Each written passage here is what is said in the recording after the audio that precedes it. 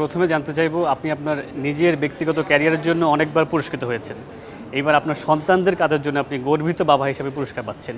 এই অনুভূতিটা আসলে কেমন? এটা অনুভূতি এটাই যে আমার মনে হয় যত সম্মাননা, পুরস্কার যাই পেয়েছি নিজের কাজের জন্য, এটা সবচেয়ে বড় অর্জন এবং বড় পুরস্কার আমি বলবো যে, এবং এই পুরস্কারটা নিঃসন্দেহে আমার অর্জন না, আমি মনে করি যে এটা ওদের অর্জন। দুজনের কাছে জানতে চাইবো, প্রত্যেক সন্তানের চায় যে আমি এমন একটা কিছু করব যাতে আমার বাবা মা গর্ববোধ করে, এবং আপনারা সেটা করিয়ে দেখিয়েছেন এবং আজকে সেই স্বীকৃতি দেওয়া হচ্ছে।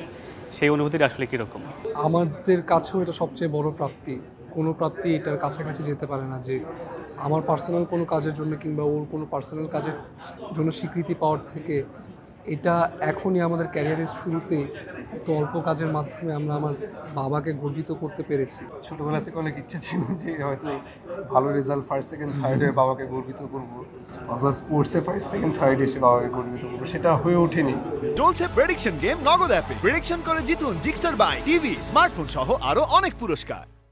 পরীক্ষার ফলাফলের চেয়ে এই গর্বিত হওয়া বোধহয় নিশ্চয়ই আরও অনেক বড় কাজের মাধ্যমে। তো কোনোদিন করতে পারিনি, তো ওটার ফিলিংটা আমি জানি না।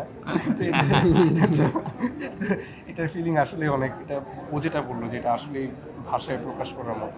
পরীক্ষার ফলাফল নাকি তার নিজের কাজ, কি চেয়েছেন সন্তানের কাছে? পরীক্ষার ফলাফলের জন্য কখনোই ওদেরকে কিছু বলিনি এবং ওদের ফার্স্ট সেকেন্ড হতে হবে এটা কখনোই বলিনি। আমি যে শিক্ষাটার জন্য অর্জন করে, ডিগ্রি না, শুধু শিক্ষা, প্রকৃত শিক্ষা, যে শিক্ষায় সমাজের মানুষের ক্ষতি হবে না, যে শিক্ষায় সমাজ এরকম কিছু পজিটিভ কিছু না করতে পারলেও নেগেটিভ যেন কিছু না হয়, সেইটা চেয়েছি, সেই শিক্ষার দিতে চেয়েছি। এবং আমরা সেই কারণে কখনোই, আমিও না ওর মাও না, কখনো ওদের স্কুলের একাডেমিক রেজাল্ট নিয়ে কখনো ওরা মন খারাপ করেছে, বরং আমরা মন খারাপ করিনি। নিজেরা ব্যক্তিগতভাবে ছোটবেলায় কি হতে চেয়েছি আসলে? খুব ছোটোবেলায় আমি আর্মিতে জয়েন করতে। আমারও ইচ্ছা ছিল হয় ডিফেন্সে জয়েন করব, অথবা বাবা খুব ভালো ফুটবল খেলতেন, আমরাও স্কুল টিমে ফুটবল খেলতাম, আমি ক্যাপ্টেন ছিলাম স্কুল টিমে।